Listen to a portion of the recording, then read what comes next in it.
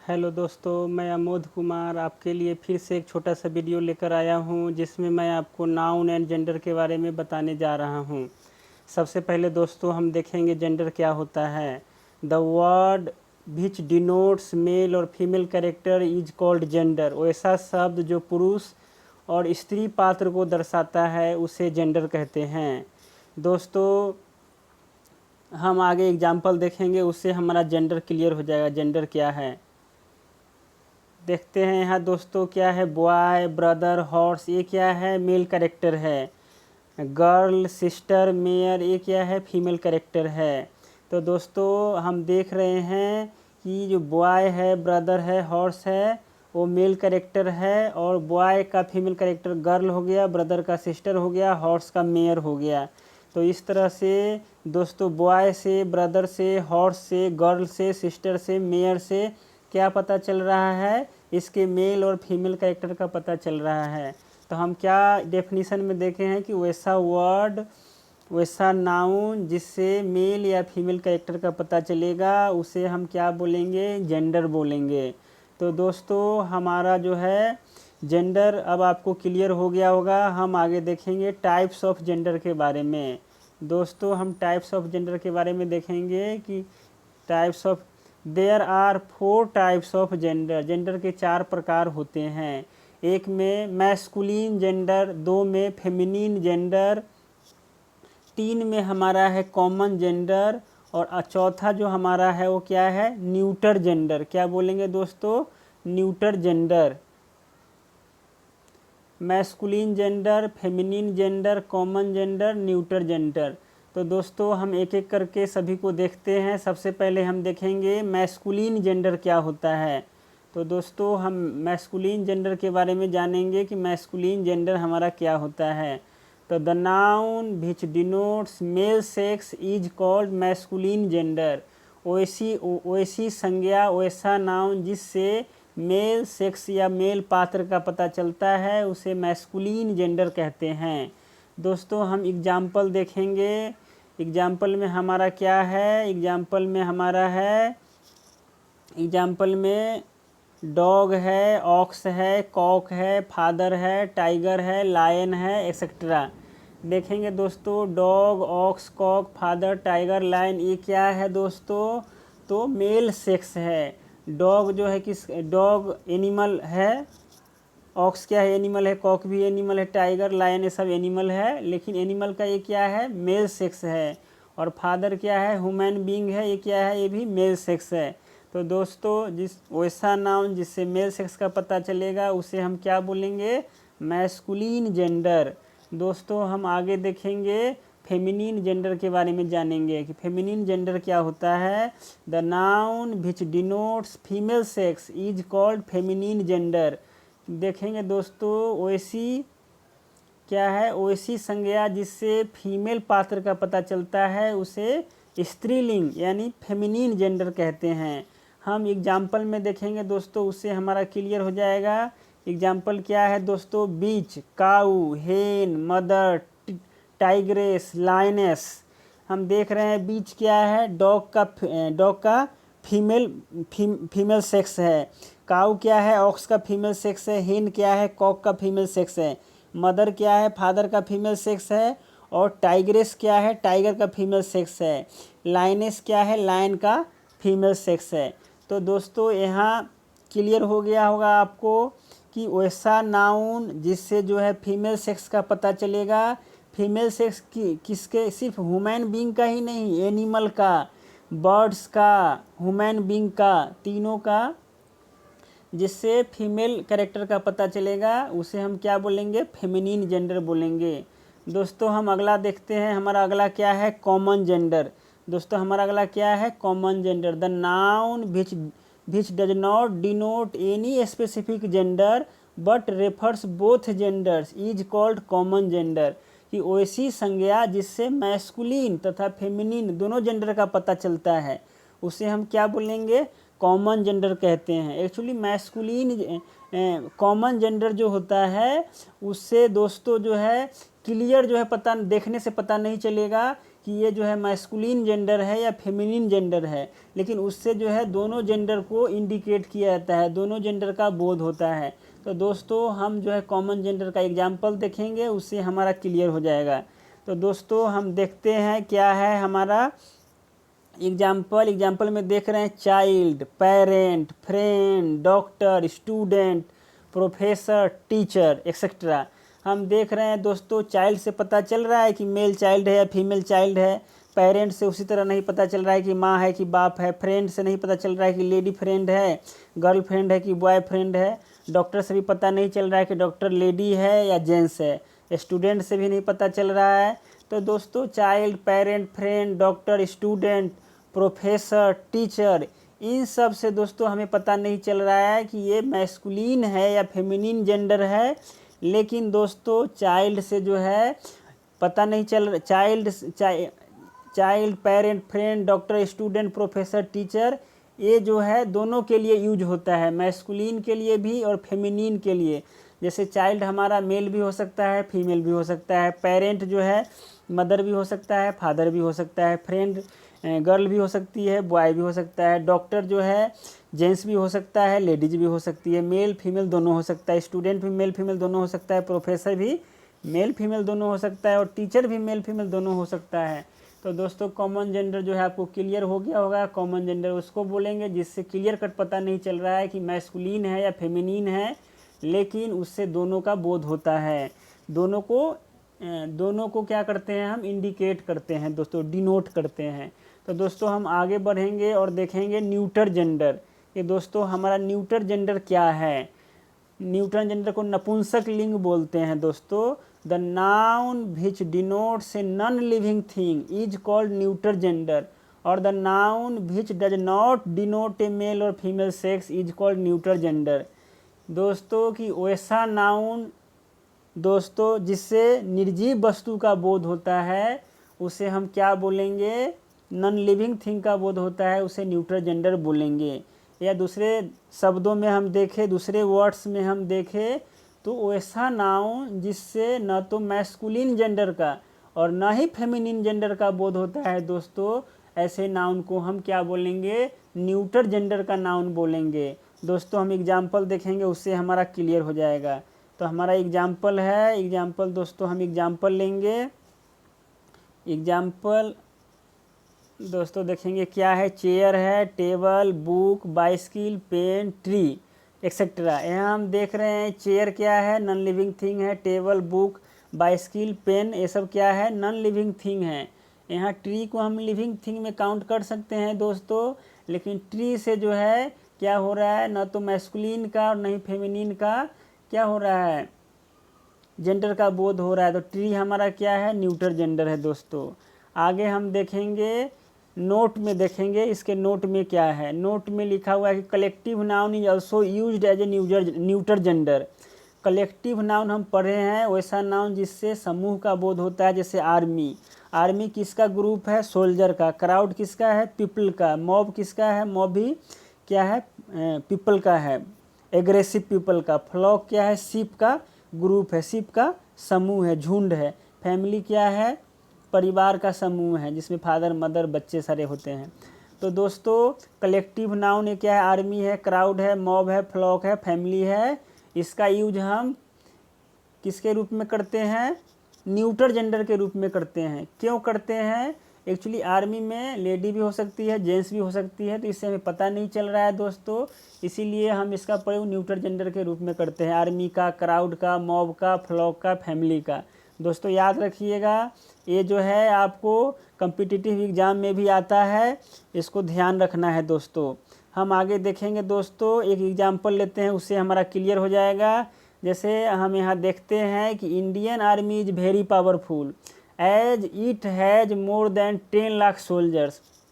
दोस्तों जो neuter gender होता है उसका प्रोनाउन जो है क्या लेते हैं, प्रोनाउन के रूप में ईट, ईट्स, ईट सेल्फ लेते हैं। तो दोस्तों यहाँ इंडियन आर्मी क्या है, न्यूटर जेंडर है। न्यूटर जेंडर है यहाँ Indian army is very powerful, कि भारतीय आर्मी जो है बहुत ही शक्तिशाली है, क्योंकि इसके पास 10 लाख से अधिक सेना है, सोल्जर्स है। तो दोस्तों हम यहाँ देखेंगे ईट जो किसके लिए आया है, इंडियन आर्मी के लिए आया है। तो यहाँ इंडियन आर्मी न्यूट्रल जेंडर है, न्यूट्रल जेंडर के लिए ईट आता है दोस्तों, ईट आएगा, ईट्स आएगा, ईट सेल्फ आएगा। यहाँ ईट आया है, नॉमिनेटिव केस में यूज हुआ है इसलिए। तो इससे क्लियर हो रहा है। यहाँ अगर हम जो है ही लिखते या सी लिखते तो गलत हो जाता। क्यों? अगर ही लिखते आर्मी में सोल्जर जो है जेंट्स को मान कर चलते तो यहाँ ही आता तो भी गलत हो जाता। सी लेडी मान के चलते कि आर्मी में जो है गर्ल भी होती है, लेडीज़ भी होती है, वुमन भी होती है, तो यहाँ सी लेके चलते तो भी गलत हो जाता। दोस्तों इंडियन आर्मी से क्या पता चल रहा है, इंडियन आर्मी हमारा न्यूट्रल जेंडर है, न्यूट्रल जेंडर के लिए हम क्या लगाते हैं, ईट लगाते हैं। तो यहाँ ईट लगेगा दोस्तों। यहाँ अगर ही सी या ही रहता तो गलत हो जाता दोस्तों। तो हम आगे बढ़ते हैं। अब हम कुछ एक्सेप्शन देखेंगे। ये एक्सेप्शन जो है हमारा दोस्तों बहुत ही इम्पोर्टेंट चीज़ है, इसको ध्यान में रखना है। ये जो है कॉम्पिटिटिव एग्जाम के दृष्टिकोण से भी काफ़ी महत्वपूर्ण है दोस्तों। हम देखेंगे एक्सेप्शन में क्या है। There are some objects which denote strength, energy, firmness, violence and used as a masculine gender, कि कुछ ऐसे शब्द हैं, कुछ ऐसे नाउन हैं, शब्द हैं, निर्जीव वस्तु हैं जिससे ऊर्जा, शक्ति, दृढ़ता, हिंसा इत्यादि का बोध होता है दोस्तों। उसका प्रयोग हम क्या करते हैं, मैस्कुलिन जेंडर के रूप में करते हैं। उसका प्रयोग हम मैस्कुलिन जेंडर के रूप में करते हैं। जैसे दोस्तों हमने देखा है, क्या देखा है कि वैसा नाउन जिससे जो है निर्जीव वस्तु का बोध होता है, नॉन लिविंग थिंग का बोध होता है, वो न्यूट्रल जेंडर होता है। और न्यूट्रल जेंडर में प्रोनाउन क्या आएगा, ईट, ईट्स, इट सेल्फ आता है। जबकि जो है कुछ न्यूट्रल जेंडर के नाउन ऐसे हैं जिससे क्या पता चलता है, स्ट्रेंथ का पता चलता है, एनर्जी का पता चलता है, और क्या पता चलता है, फर्मनेस का पता चलता है, और वायलेंस का पता चलता है, हिंसा का, क्रूरता का। तो ऐसे वर्ड को मैस्कुलिन जेंडर के रूप में करते हैं। तो दोस्तों हम एग्जाम्पल देखेंगे, उससे क्लियर हो जाएगा कौन कौन सा ऐसा वर्ड है।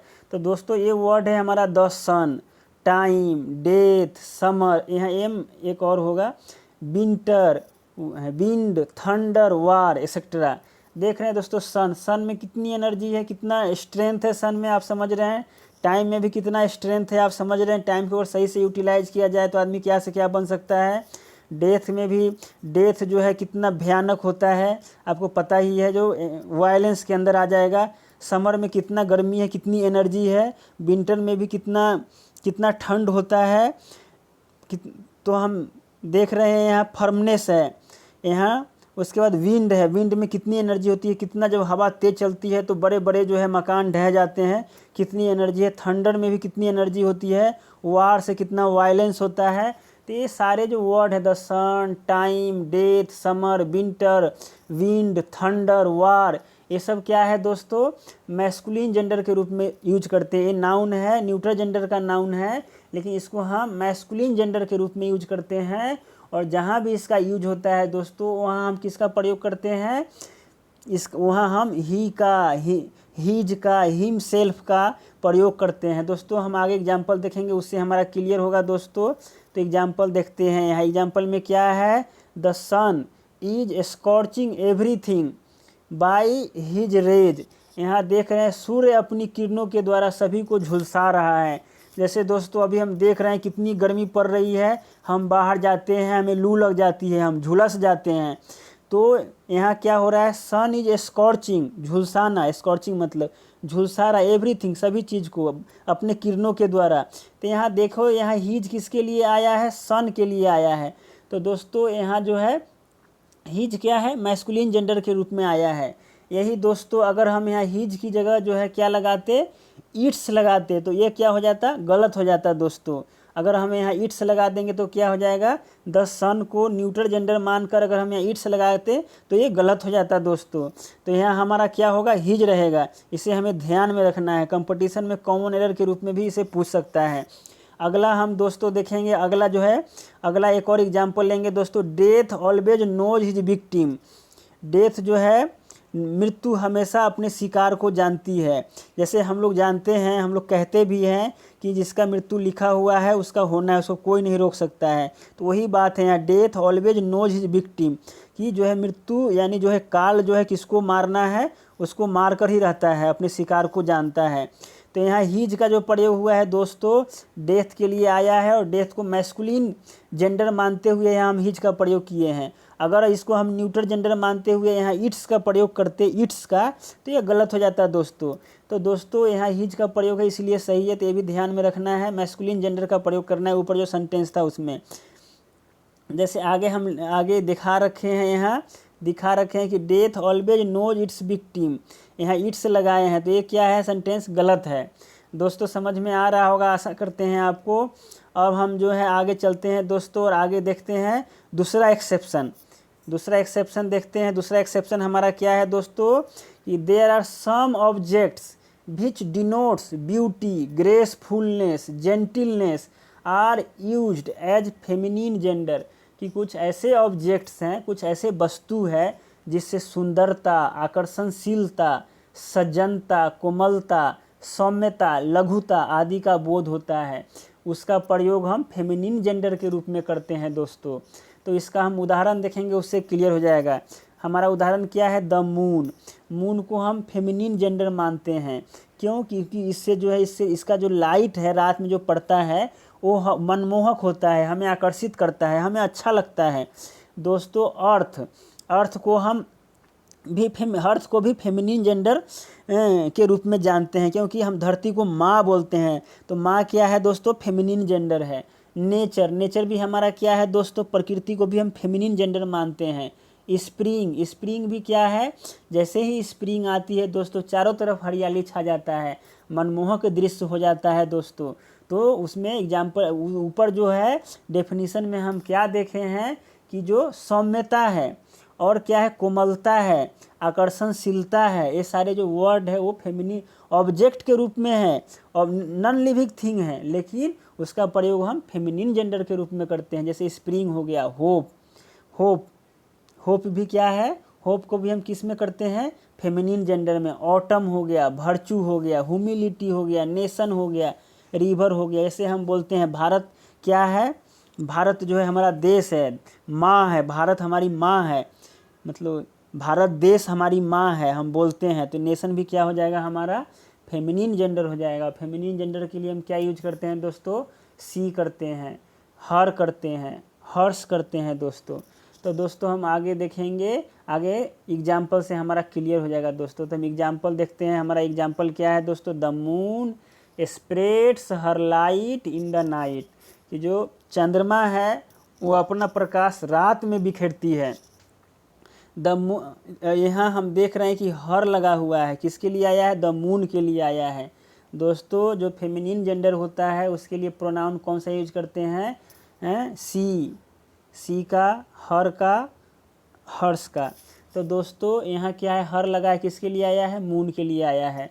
तो दोस्तों ये जो है सही है। दूसरा सेंटेंस, दूसरा हम एग्जांपल देखेंगे, the moon spreads its light in the night.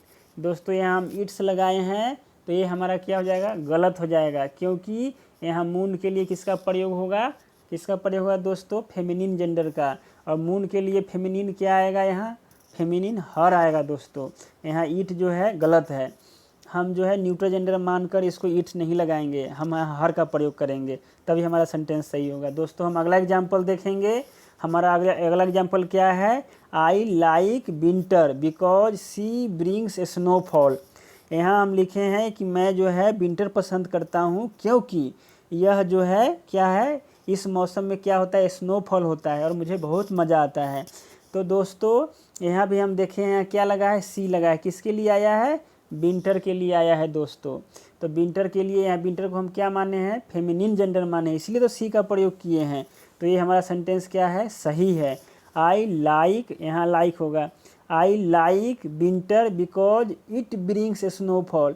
यहाँ ईट लगा रहे हैं, तो दोस्तों ईट लगाए हैं तो क्या हो जाएगा, गलत हो जाएगा। ये जो है ध्यान में रखना है दोस्तों। ये जो हमारा एक्सेप्शन वाला पार्ट है, यह जो कंपटीशन के दृष्टिकोण से काफ़ी महत्वपूर्ण है, क्योंकि इसी से जो है एग्ज़ाम में प्रश्न पूछे जाते हैं, कॉमन एरर आता है दोस्तों। हम जो है अगला एग्जाम्पल देखेंगे दोस्तों।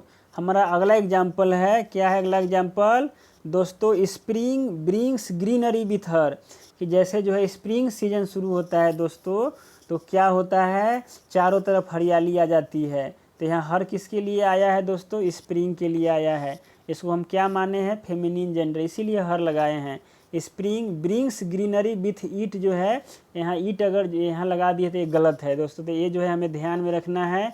तो दोस्तों आज का नाउन एंड जेंडर का टॉपिक जो है यहीं पे समाप्त होता है। मैं आशा करता हूँ आपको ये नाउन और जेंडर का टॉपिक जो है पूरी तरह से क्लियर हो गया होगा। और दोस्तों अगर आपको ये वीडियो अच्छा लगा है तो कृपया लाइक करें और जो है शेयर करें, सब्सक्राइब करें, ताकि जो है आपको आने वाला वीडियो का अपडेट मिलता रहे और दोस्तों आप इससे जो है लाभ उठा